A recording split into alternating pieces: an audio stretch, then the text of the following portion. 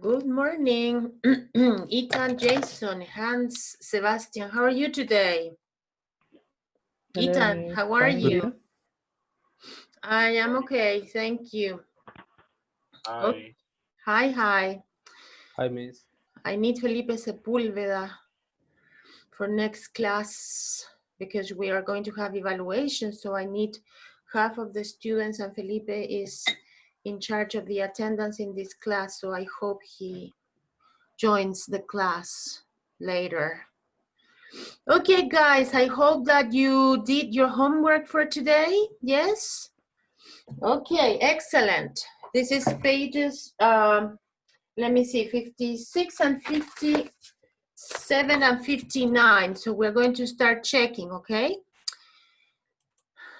Okay, so here we have share computer sound. And we have the homework here. I have it ready. Homework, yes. Okay, so future continuous and future perfect.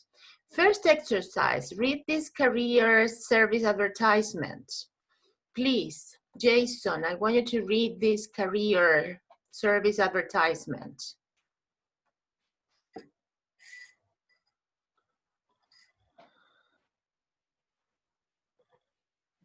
Sorry, Miss. Repeat the question, please.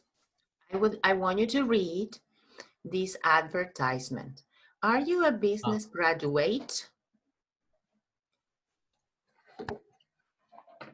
Come to our careers fair on 12 January at the LIC Center, where 250 employers will be looking for new recruits.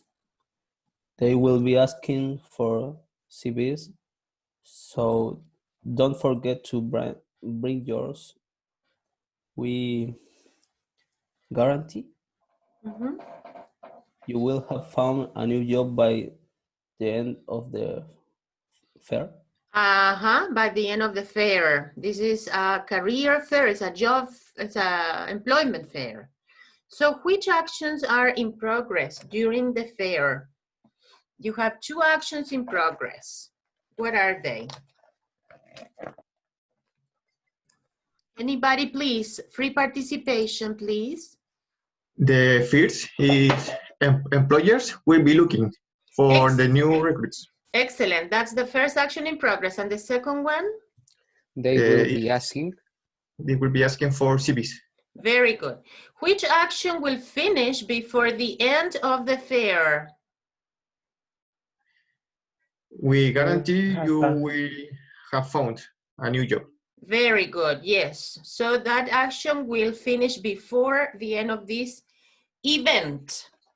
Exercise, let's see here, we have, the explanation. You were supposed to read, the positive, negative, and questions. And here we have forming the future perfect. Remember that you always need to read and understand the explanation. Oh, what is this place? Chichen Itza, maybe? Maybe, because there are okay. Mexico. Well, yeah. Well, there are different pyramids in Mexico. I was in Tulum, and I thought it was Tulum, but this is not Tulum. It's Chichen Itza. It's even bigger than Tulum. Yes.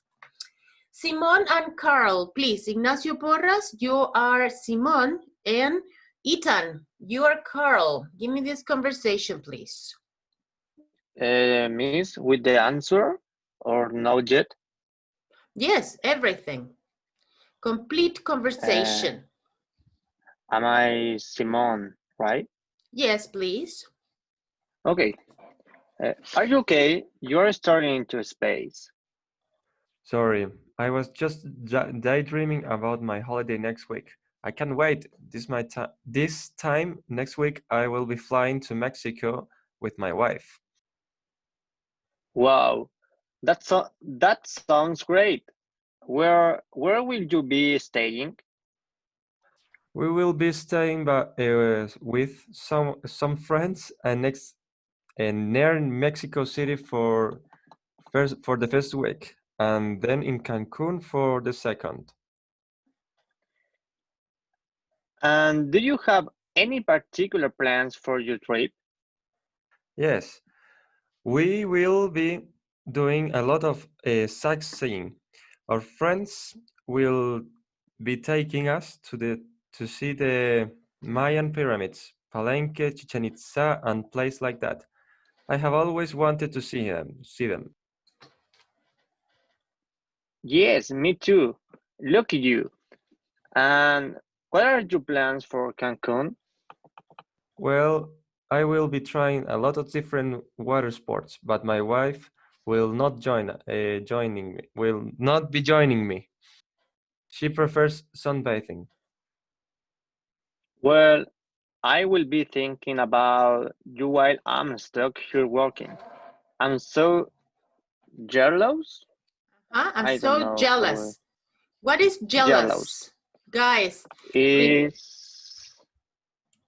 Wait me is. It's like resentful or envious.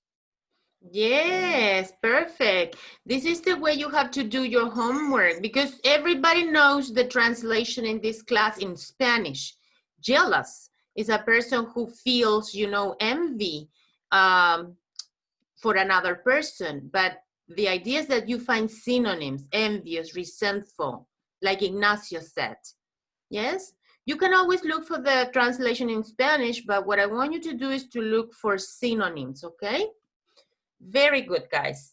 Exercise number 2, please. Exercise 2, complete this conversation with the verbs. And this was also, this exercise 1 was all correct. Here, Ethan, I would say, here, number 7, I would say, my wife won't, use the contraction, won't be joining me. That's it, okay? Ethan. Okay, I hope Ethan heard what I said. Complete this conversation, please, Sara and Gerard. Valentina, you are Sara. Abel Aguilera, you are Gerard, please. Will you have appointed the new manager by the end of the week? Well, the final interviews are this afternoon, so we won't have making a decision by the end of the day. So we won't have made. Made. But I'm sure we will have announced someone by tomorrow at lunchtime. Then, if we offer them the post from tomorrow afternoon, I expect we will have started a reply from them by Wednesday or Thursday. Okay, wait a minute. Number 2 is we won't have made a decision. Number 3, we will have chosen someone. We will have chosen someone. Number 4, we will have had a reply. We will have had a reply. Continue. So, if they accept,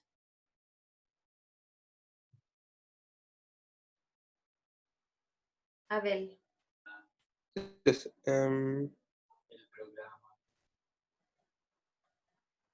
wait. We are here. I'm showing you in the screen.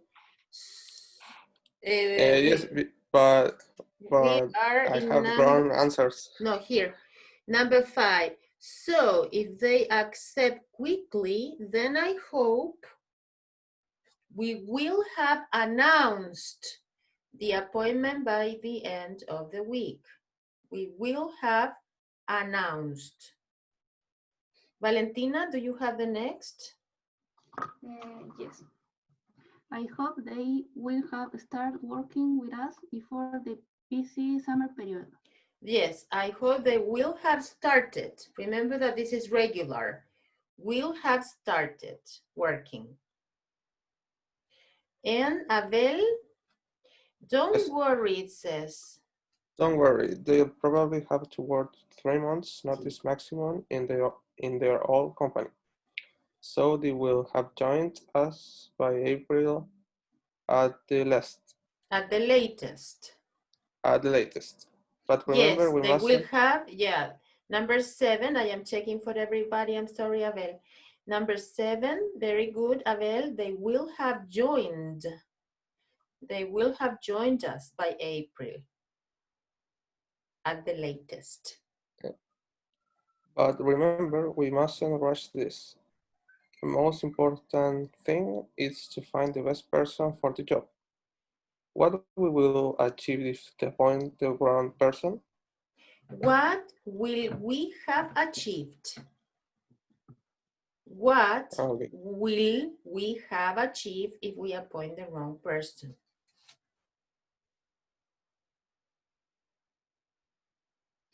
Okay, exercise number 3. A manager is talking to his team. If the verb in italics is correct, tick them. If they're wrong, correct them. Number 1 is correct. I'm pleased to announce that I'll be making several key changes over the coming year. Hans, can you continue, please? The good news is... The good news is that we will have opened 3 new branches this month. No, but it's incorrect. You have to say we will be opening. Oh, I'm sorry, I didn't correct the sentence. I will do it again. The good news is that we will have opened 3 new branches this month.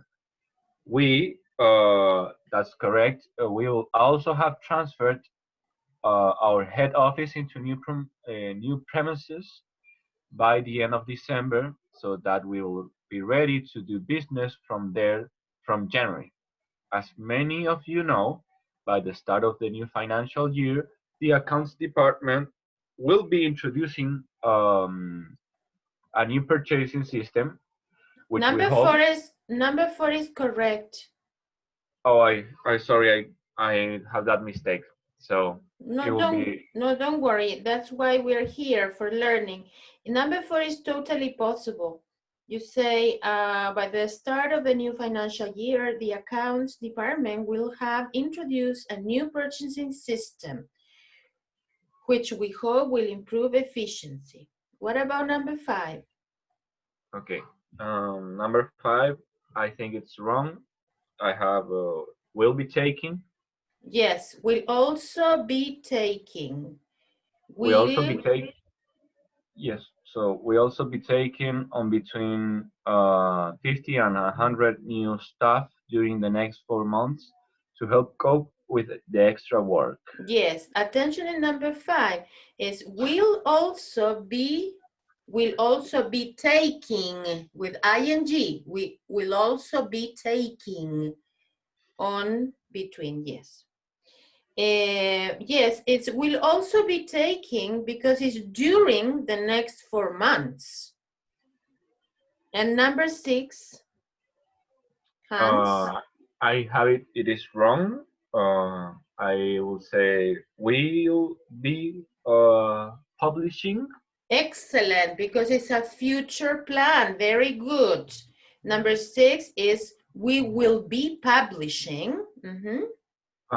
More up-to-date guidelines on working practice in the next few weeks, and I think that's correct. I will be checking personally that these are clearer.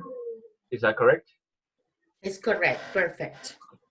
That these are clearer and easier to understand than the old version.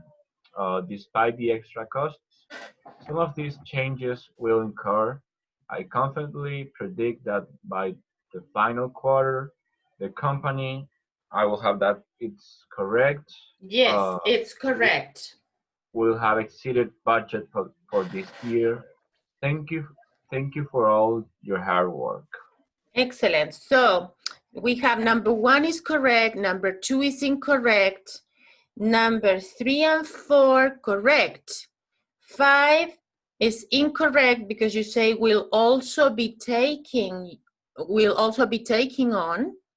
Number 6 is incorrect because it will be publishing.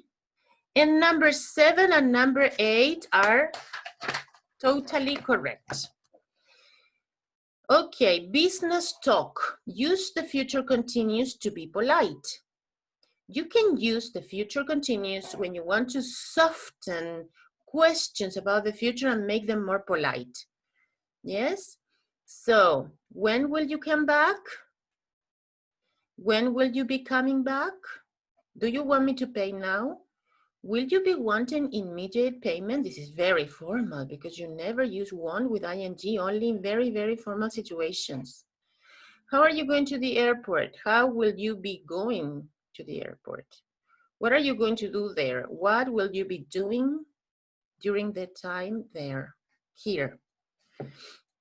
Okay, so number 1, you have shall. Shall is very formal, guys, and it's still used in many places in the world in English. So, shall I give you the money today or tomorrow? It's like saying should. Yes, it's similar. So, when will you be needing payment? Martin Cofre, do you have number 2? Yes. Do you want to pay cash or by credit card? Is B. How will you be paying? Excellent. How will you be paying? Very good. Number 3, Camilo Galarce. Will you be here for 1 night or 2? It's letter? Is letter I. I, perfect. How long? Sorry, having notes. How long will you be staying? Yes. Felipe Gonzalez. Do you need any equipment, tea and coffee, more chairs, etc. for the talk? Sí.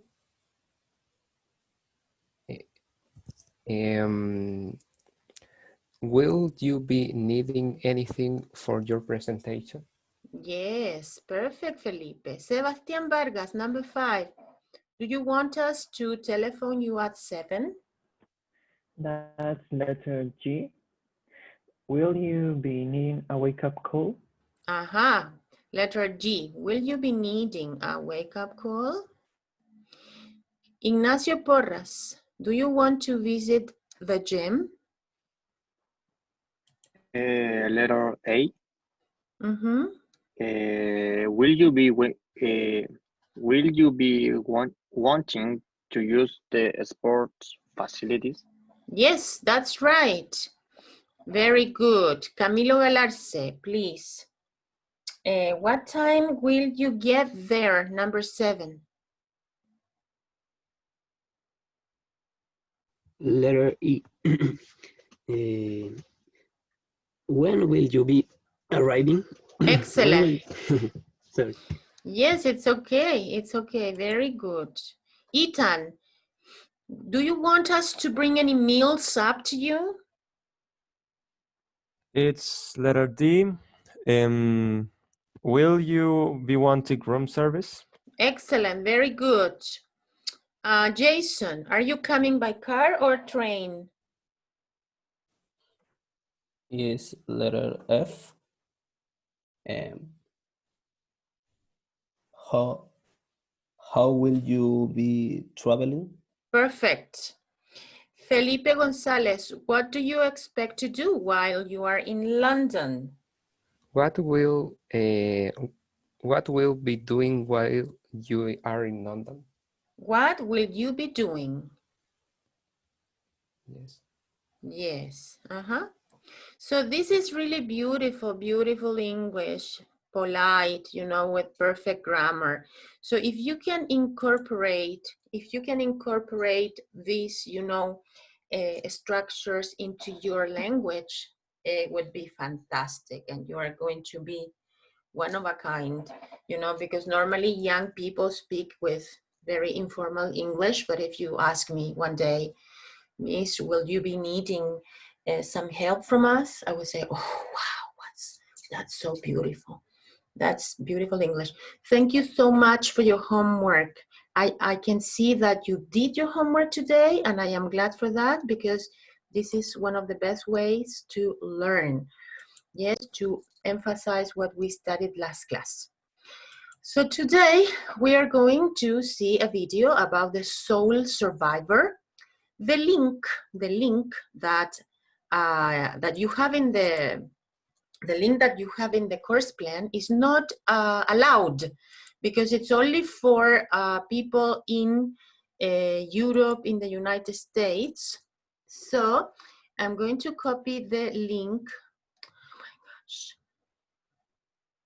Oh my gosh, okay, here we are. Where is the chat? Ah, here.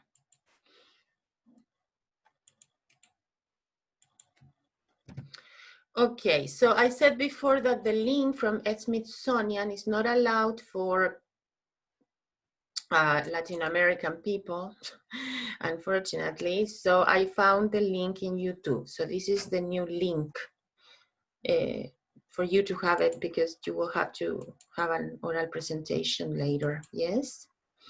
So this is from a Smithsonian channel, and it says here, the crash. Sebastián Vargas, can you please read the crash?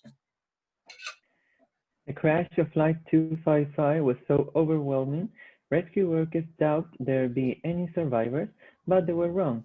4-year-old Cecilia Stitchen was found mysteriously alive in the burning wreckage.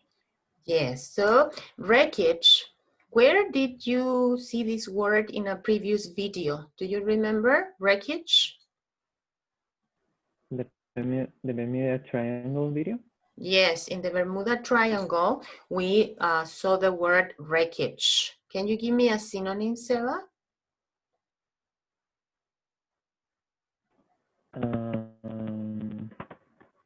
I forgot.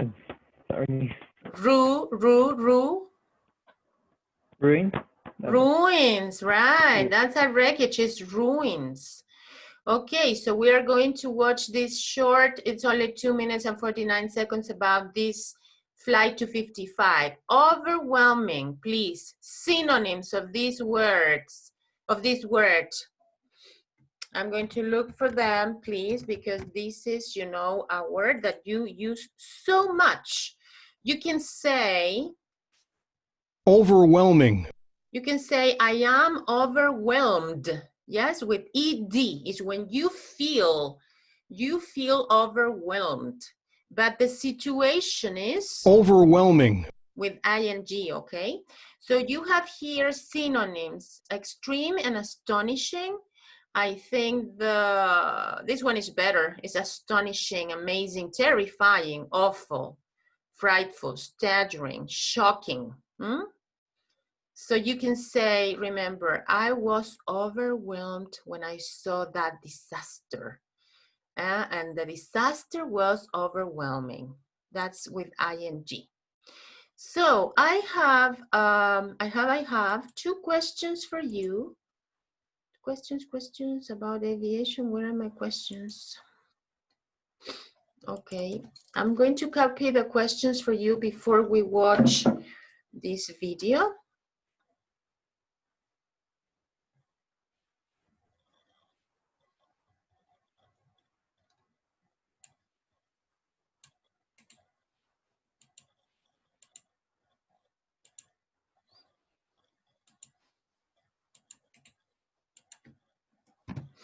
Okay, so the question is, where is exactly Cecilia from? Exactly, the place. And the second question is, what did the ground controller change and why? The ground controller.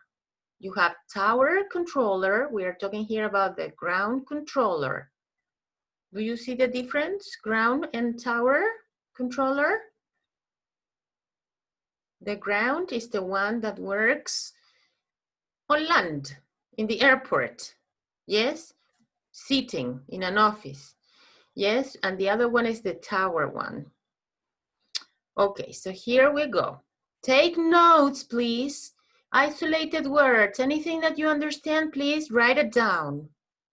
Crew, it's been a long day. Another one here about 25 miles wide. Well, if we get out of here pretty quick, we won't have a delay. They've already flown from Minneapolis, Minnesota to Saginaw, Michigan, and then Detroit. Phoenix is their next stop on the way to Santa Ana, California. The plane's 149 passengers are also eager to leave. Paula Sheehan and her family have been visiting relatives. They're heading home to Arizona. Her daughter Cecilia is only 4 years old. Flight 255 begins moving from the gate to the runway. Northwest 255. But because of the weather, Northwest 255, now exit at Charlie runway 3 center. the ground controller gives them a last-minute runway change with disastrous results.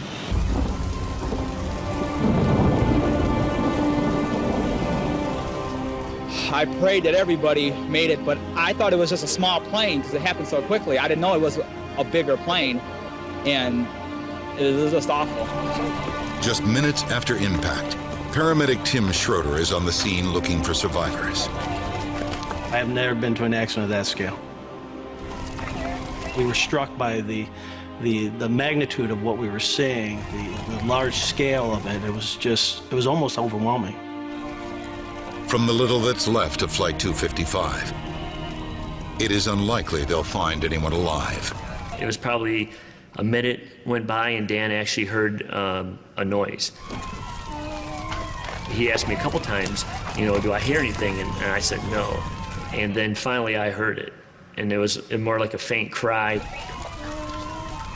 When I turned my head to the right, I saw an arm underneath the seat. 1, 2, 3, lift!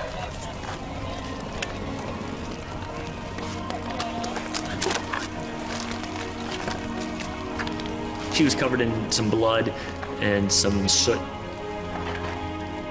Somehow, 4-year-old Cecilia Sheehan has survived the crash. But she's badly injured. Tim Schroeder races her to the hospital. We have a 4-year-old girl found alive in the wreckage. She has a very weak pulse. If Cecilia survived, perhaps others have as well. We can't be sure why the little girl survived. Investigator Jack Drake needs to know what contributed to the death of her family and all the other victims. Okay, so I wrote 2 questions there. Did you get the answer to the first one? Martin Cofre, did you get the first answer? Where is Cecilia from? I heard Arizona. Maybe. Yes, wow, yeah. Because they're heading home to Arizona. Very good. And this is a volunteer answer. What did the ground controller change and why? Change the runway? Yes, why? I don't remember that. Because the weather was so bad. Because of the weather, due to the weather. Good. Oh, your listening is improving, guys. Very good. So, yes?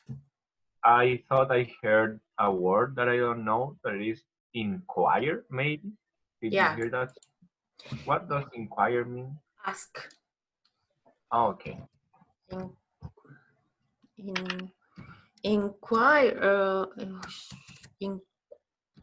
Inquiry, it's question.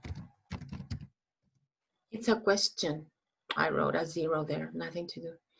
Inquiry is a question. Inquire is the verb, and the verb is ask. Okay, we are going to watch again the video, and remember that you have to ask 2 questions about the video with correct grammar. Well, if we get out of here pretty quick, we won't have a delay. They've already flown from Minneapolis, Minnesota to Saginaw, Michigan, and then Detroit. Phoenix is their next stop on the way to Santa Ana, California. This was really, crazy. 1 flight, 2 flights, 3 flights, 4 flights, 5 flights, And this is what normally pilots do. That's why they're so stressed. And here is where, you know, is where the weather was so bad that they had the accident. Probably they were also tired, you know, because these are short flights, but you have to take off and then land anyway. So it's very exhausting, in my opinion. The plane's 149 passengers are also eager to leave. Paula Sheehan and her family have been visiting relatives. They're heading home to Arizona. Her daughter Cecilia is only 4 years old. Flight 255 begins moving from the gate to the runway. Northwest 255. But because of the weather, Northwest 255, now exit at Charlie runway 3 center. the ground controller gives them a last-minute runway change. Yes, so the ground controller gives them a last-minute runway, as Felipe said, runway change. With disastrous results.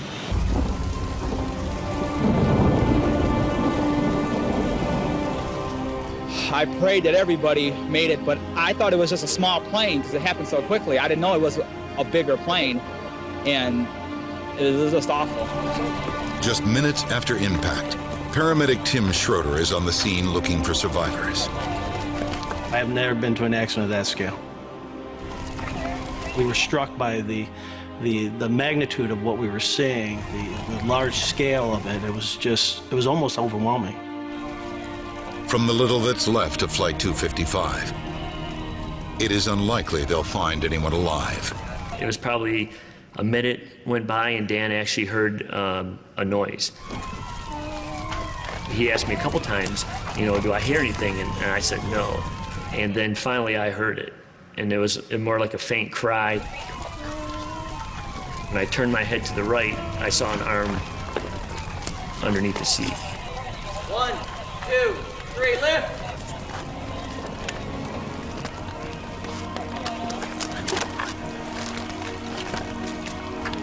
She was covered in some blood and some soot.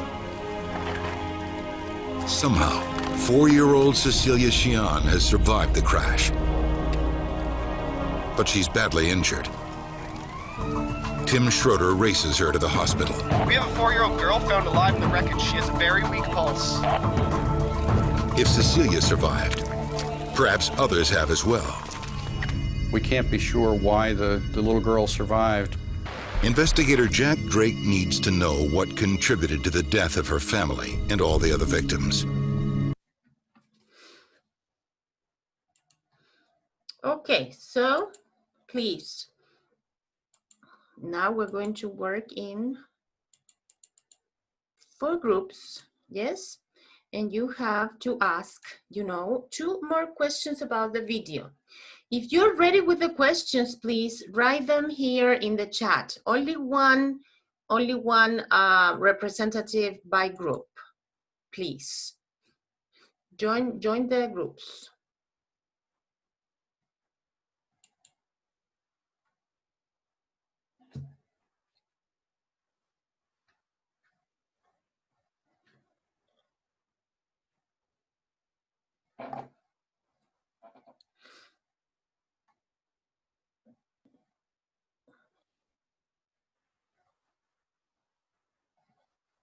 Abel, Camilo, where are you? In what group are you? Camilo, you are with Ignacio Porras. Anabel with Ethan and Felipe Gonzalez, please. Join the groups.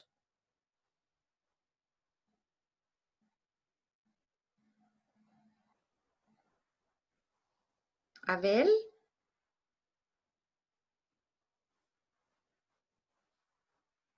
Abel, you have to join the group.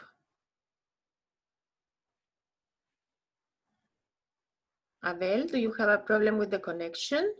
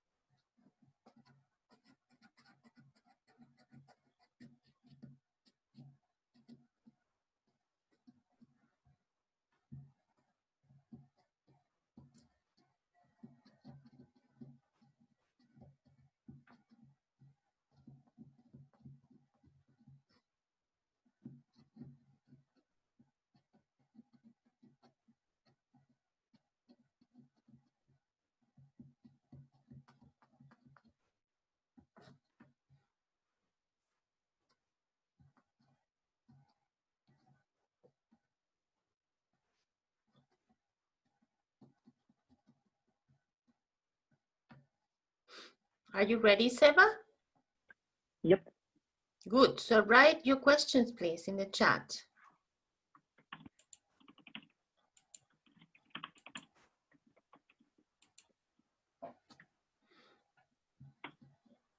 I write them both. Please. You were working with Jason? Uh-huh. Only Jason? Only Jason. Okay.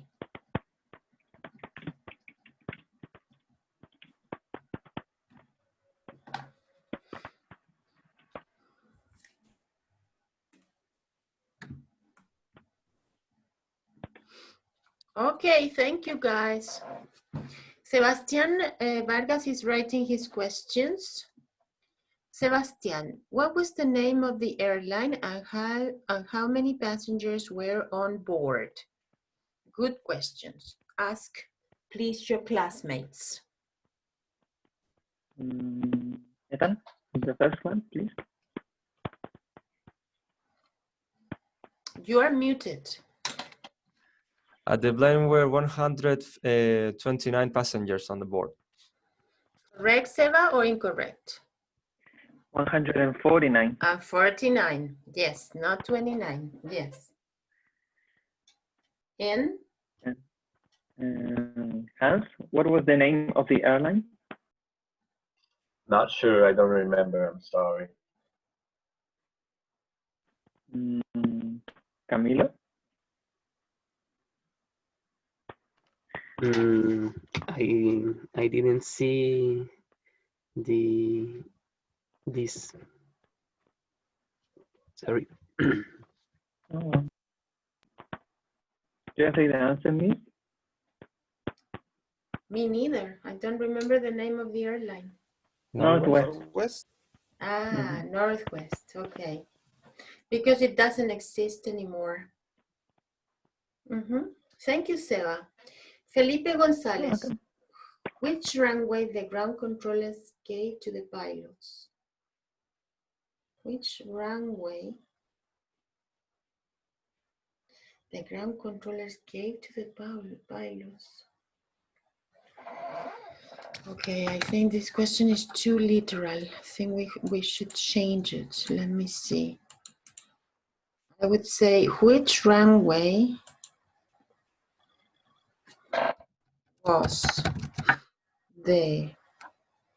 was given? Yes, was given to the pilots by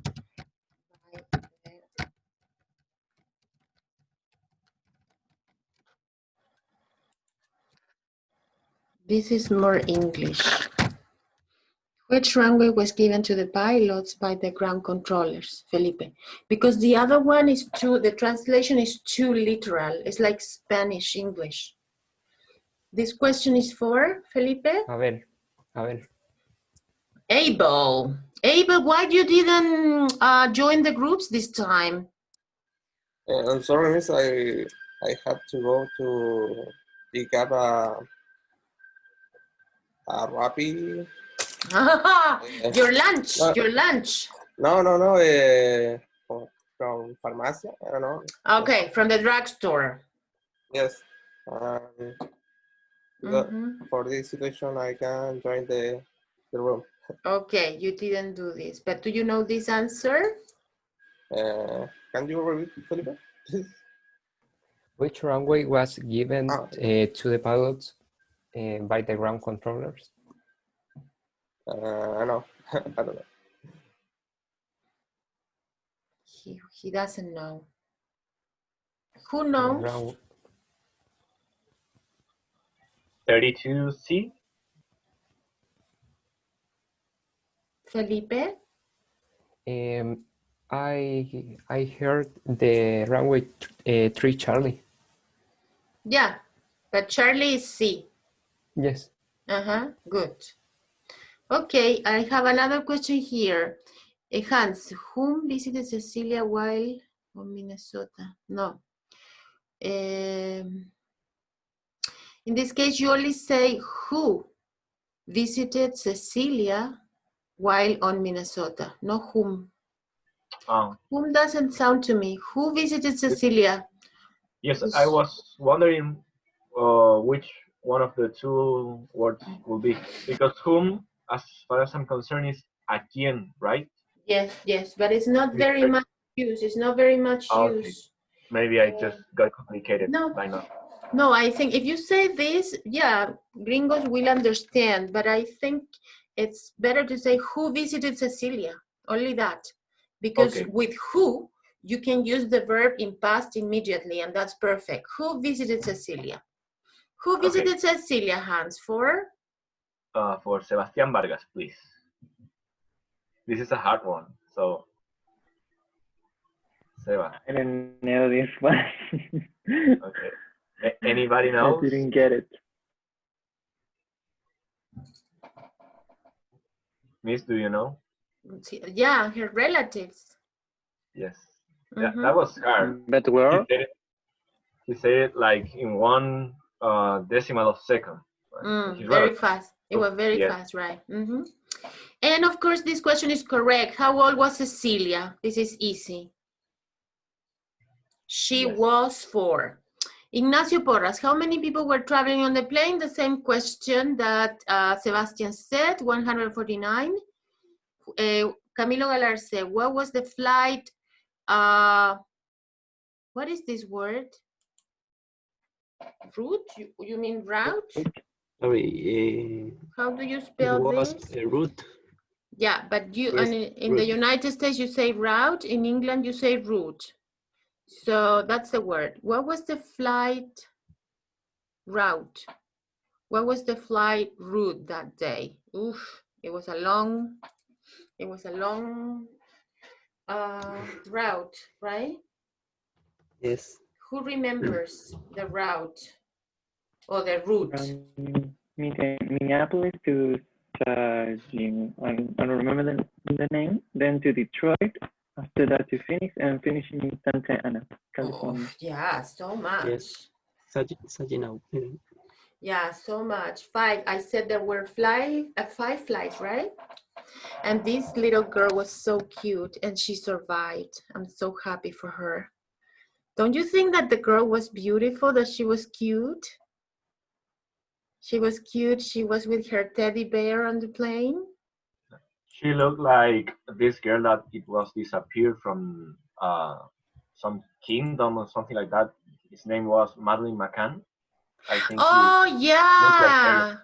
Yeah, you're right. You're right. Yeah, Madeleine McCann was a girl from England, I think, that she was spending her vacations in a resort, I think in Portugal, and she disappeared many years ago. So today is still an enigma. Nobody knows what happened with her. But Madeleine McCann was blonde and she had blue eyes. And this girl she had brown eyes and brown hair, but I think she's cute. And she was lucky to survive, an airplane accident is really, really lucky. Okay, thank you for that, guys. We have been talking about ages, right? The 20s, your aspirations of college students. So we are going to finish today with a reading. Oh my gosh, how can I move you here? Okay, so we have this reading. Let me see. It says the defining decade, yes. And here we have some vocabulary, please. I want you to look for this vocabulary or to know this vocabulary, please, while I look for the reading, okay? Look for the vocabulary, please. You have it in your handouts.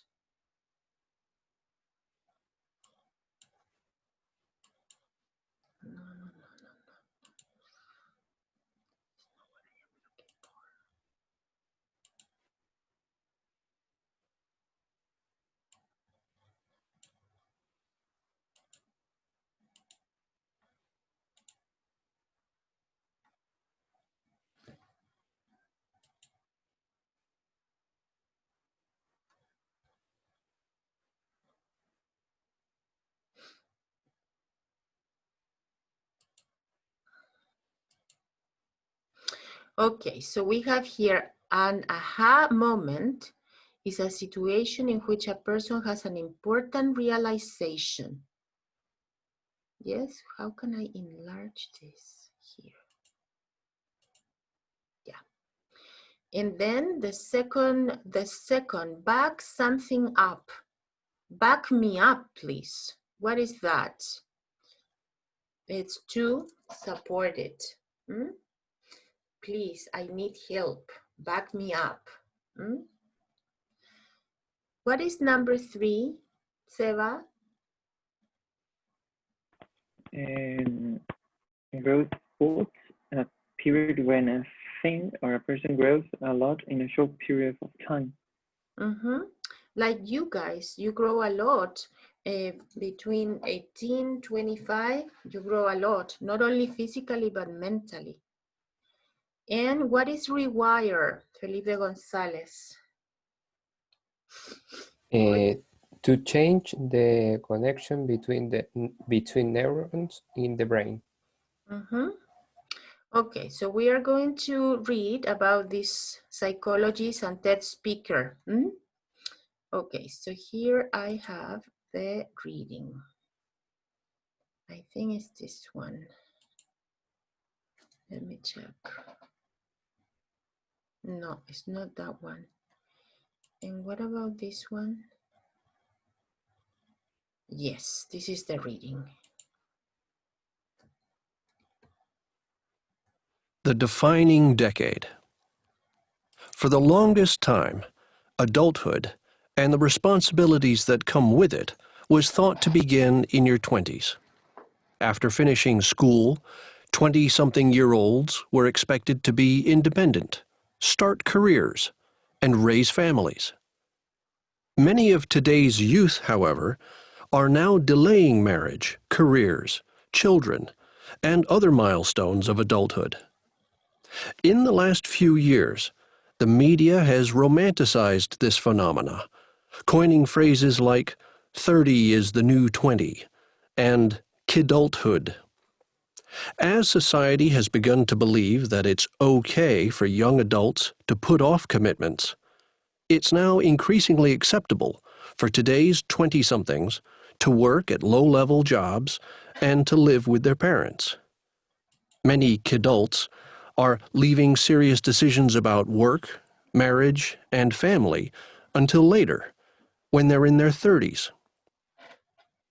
Psychologist and TED speaker Meg Jay felt this way about her 20s too, until she had what she calls an aha moment. What changed her mind? A 26-year-old woman named Alex. A 20-something herself, Jay was just starting her career as a counselor when Alex came to see her. Alex wanted advice on how to deal with her knucklehead boyfriend. Jay didn't consider Alex's problem to be serious. However, her supervisor pointed out that maybe Alex had a more complex problem. Perhaps Alex wasn't taking her relationships seriously enough. In other words, even though Alex knew she was with a person who wasn't good enough for her, she might still end up marrying him or someone similar. The best time to work on Alex's marriage, the supervisor said, is before she has one.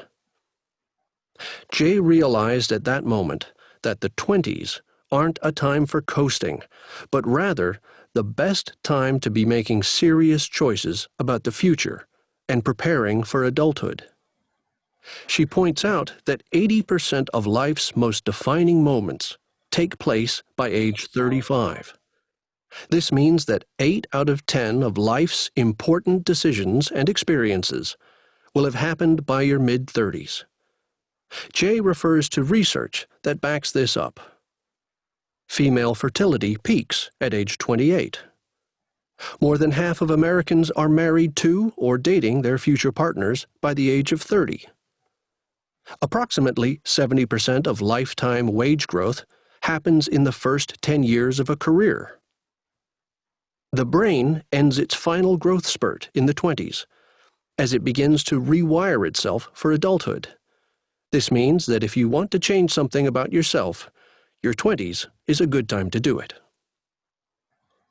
According to Jay, American culture has trivialized young adulthood, reinforcing the message that it's okay to extend adolescence. In an interview with National Public Radio, Jay said that more and more people these days suffer from present bias. In other words, they place more value on immediate rewards than on achieving long-term goals. But Jay is hopeful that more 20-somethings will start thinking ahead.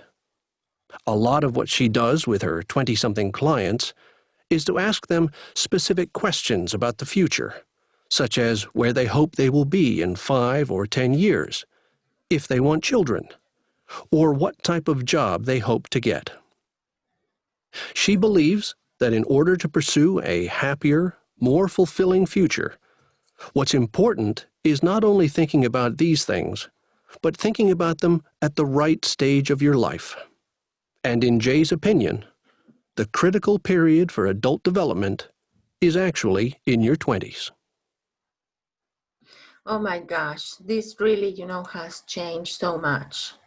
So I would like to point out here some vocabulary. Here it says, Jay said that more and more people these days suffer from present bias.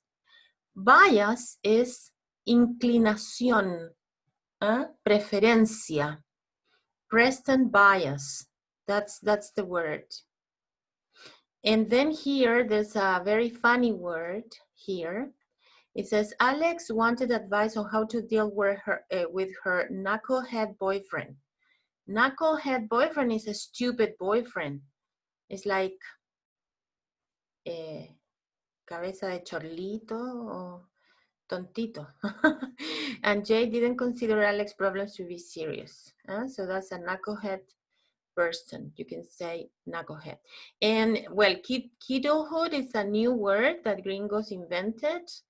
Why? Why did they invent this word, guys? Why? Kiddohood. Is to refer to the new generation that don't want to necessarily be a complete adult with all the responsibilities that it takes to be an adult. Just leaving some responsibility to their parents, and not taking jobs that are long lasting, and making the decisions in short term. Right, absolutely right. You know that they say that because we are living longer now, because in the past people died when they were 60 or 50, and today people die even 100 years old, 90, 80. So they say that the generations have changed because we live more, and they say people that are 50 years old today are the 35s before. So I agree with this. People live longer. We have more advances in medicine and more medicine in general, so we can stay longer in this earth. I think, this is a very good unit, because it helps you decide. It helps you think about your future. Any other opinions about this reading? Do you agree with the author of this text? I do, because I know some people that are in their mid-25 and beyond, and that they only want to travel. They don't care about having a family or having a home, their own house yet. Sometimes they do want just to work for traveling or for getting stuff for them, but not looking into the future. So I understand what the text is saying at the end. Absolutely, yeah. It has changed a lot. I can compare with my days, guys. Okay, so we have here vocabulary. Yes, vocabulary, and we are going to look for these words, and we're going to class. Yes, tell me. Yeah, the text is saying or says that the woman is mature before that man. Or Yeah, yeah, normally yeah? women, yes, if you see, you know, for example, my son is 15 years old, and the girls that are 15 are already women. You see them, right? And they are interested in boys, and they are looking, you know, for more advanced, you know, things like boys. My son is a baby. He plays all day and he's not interested in girls. But the girls that are 15 are women. So yes, women mature before than you. Yes, that's true. Okay, so let's see the vocabulary. Here we have the verb coast. It says here be. They're giving you help, guys, here, because some of the words have already, you know, the verb, noun, or adjective. Coast, you know this verb? What is the meaning of this verb, Ethan? In English I don't know, but in Spanish is costear, o sea, pagar por, o sea, como hacer un presupuesto. No, that's cost. Oh, I don't know that, so.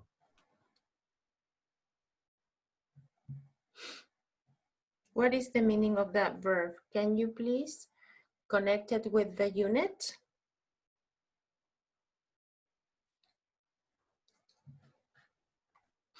Like to not do anything? Yes, that you are walking without, Knowing where you're going. Yes, without an objective. It's like being lost. Yes, it's like walking and living without a goal. That's the meaning of coast. If you want the word in Spanish, es como divagar en la vida. O sea, no saber para dónde ir. Okay, that's coast. Consciously is an adverb, right? Consciously. Some people make decisions consciously, and this is adverb. All the words that finish in li es mente, y esto es un adverbio, conscientemente. Defining moment. What is defining? Noun, adjective, or verb? Noun. Defining is an adjective. Moment is a noun. Yes? A defining moment, a defining situation. Extend. What is extend? Verb, noun, or adjective? Verb. Yes. Extend, you extend the time. Get a degree, of course, this is a verb. Get, you know, you're getting your professional degree. Identity crisis. What is this together? Noun? Noun. Yeah, the two words are noun, identity crisis. Investment. A noun? Yes, investment is a noun. You understand everybody investment, guys? Do you know investment? Because I know that some of you know investment, but other people don't know investment. I don't know, miss. Inversión. You can make money investment, or also you can invest in your life with personal changes and personal attitudes, with differences in your life. Okay, then we have peak. What is peak?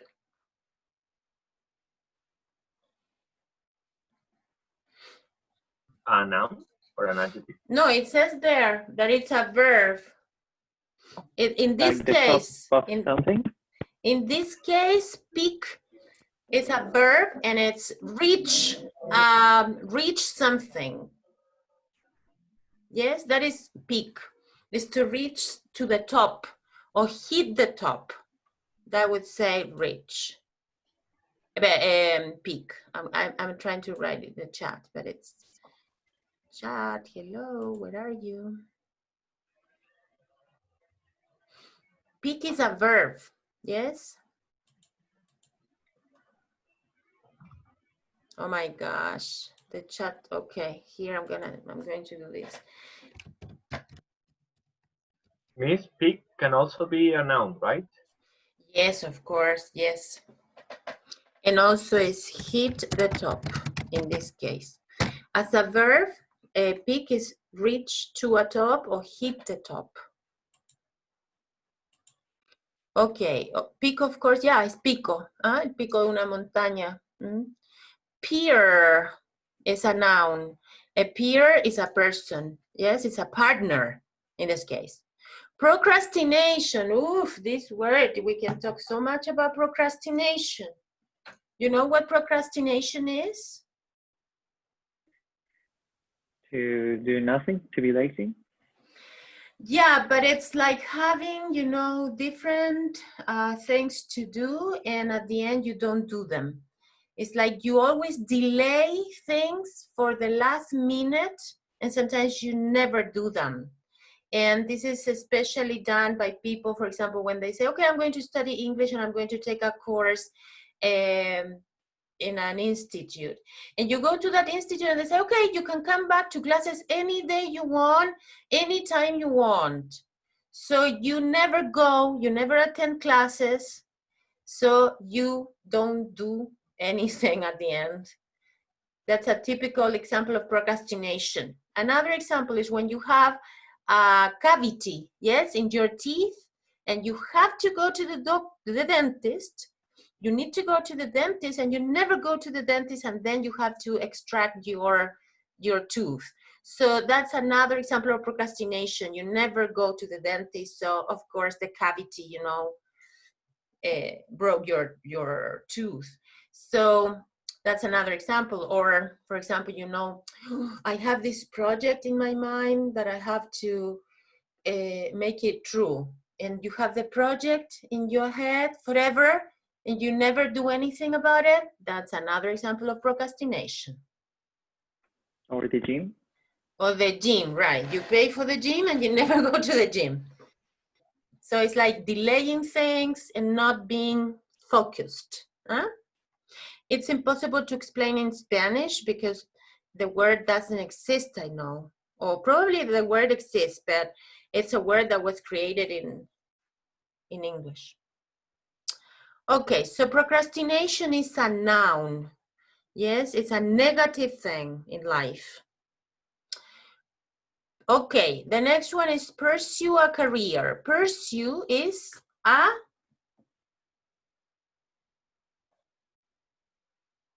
verb. It's a verb. It's like chasing. Excellent, very good. It's look for, chase, you know, is pursue. Seba, es perseguir. ¿Ah?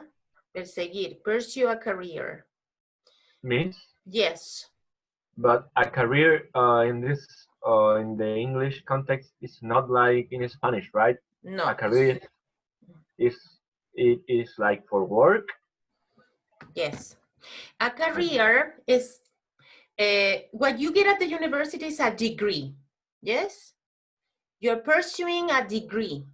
But a career is in the moment you start your work as an engineer. That's the career in life. Or probably also when you start the university because you are running a race. So a career, for example, gringos say, well, I have a very long career. I started working in this company and then I moved to another one and then, you know. So that's the career in life, but it's not the career only at the university. Put off is a verb. And it's connected with procrastination because it means postpone or delay. That is put off, yes? Postpone or delay is postpone. Oh, my glasses, where are my glasses? Postpone or delay, that's, you know, put off. And when you procrastinate, you put off almost everything in your life. Okay, raise a family. Raise, what is raise? A verb, right? Verb. Excellent. So raise a family is to have a family, you know. You have the baby first, and then the kid, and then the boy, and then an adolescent. So you raise your family together with your wife. Settle down is a verb. Settle down is normally when you say, okay, I'm happy here. I will stay here, and this is how I'm going to settle down, is to calm down, is to relax and say, okay, I like it here. I'm going to stay in here in this job. I'm going to stay here with this family, with this house. That is settle down. And this is, what is this, the pronunciation of this? Trivialize. Trivialize. So this is a verb. A verb. You trivialize different things in life. Like it's normal, it's trivial, it's like usual. A lot of things now are considered trivial, usual, but they are not, guys. Believe me. In the future, you understand. You know, because, for example, in the last protests in October, November, December, I saw, you know, many people, many violent people hitting, and many women, you know, showing their body and doing stupid things, you know, downtown Santiago. Did you see those girls showing their breasts and showing their asses, you know, and oof, that's so trivial, guys. Now everything is normal. I say, oh no, yeah, that's normal. That's you know, a work of art. What work of art you're talking about? You know, those girls were showing their fat, ugly bodies in front of all the men there. And you know, sorry, but it's I am just telling you that not everything is normal. Not everything is trivial. I'm sorry. I saw, you know, some really, really ugly acts last year, you know, with these movements. And it's not normal. Violence is not normal. Yes? Hitting other people is not normal. It's not trivial. So you shouldn't trivialize a lot of acts today and say, no, it's normal. Everybody does it. It's not like that, guys. Ask your parents. They're going to say the same thing or not.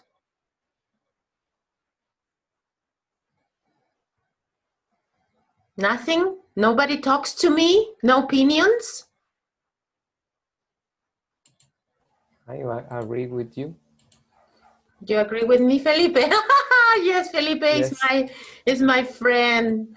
Felipe always has, you know, conservative, traditional opinions about life. Good, Felipe. And thank you, Felipe, because you are in charge for the next evaluation that we're going to have next week. On Monday and Wednesday, we have the oral tests. So, Felipe, please, I need half of the students on Monday, half of the students on Wednesday, 2 lists. Please, everybody, get in contact with Felipe and register. Fill out your name and the time, because some students have other classes. So the priority, Felipe, is for the students who have a clash. You understand? Tope. Okay, miss. So please, everybody, talk to Felipe and write your name for Monday or Wednesday. I'm going to send, tomorrow, I'm going to send the instructions for the test.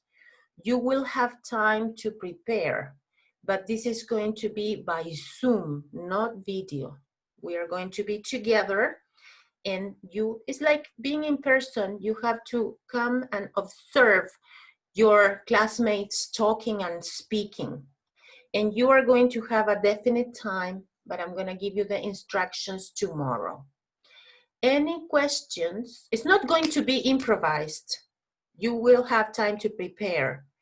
Any questions to my email? And please get in contact with Felipe, okay? Monday or Wednesday. If you cannot attend classes the 2 days, no problem. But I need this. I need, you know, some students present for seeing your classmates. After that, I'm going to give you your grade because I'm going to be taking notes while you present. Yes? But I'm going to send your grade individually to each of you. So the topics are the same as last semester. The 2 topics that we have seen, so you have an idea about what you will have to talk about. And after that, you're going to have the written test, and that's, you know, the grammar from Unit 7 and Unit 8. Questions, comments? Anything, please write to me. Write an email. I am always available to answer your questions, okay? Okay, guys, thank you so much. Bye-bye. Bye. Bye-bye. Thank you. Bye, Miss. Goodbye, Jason.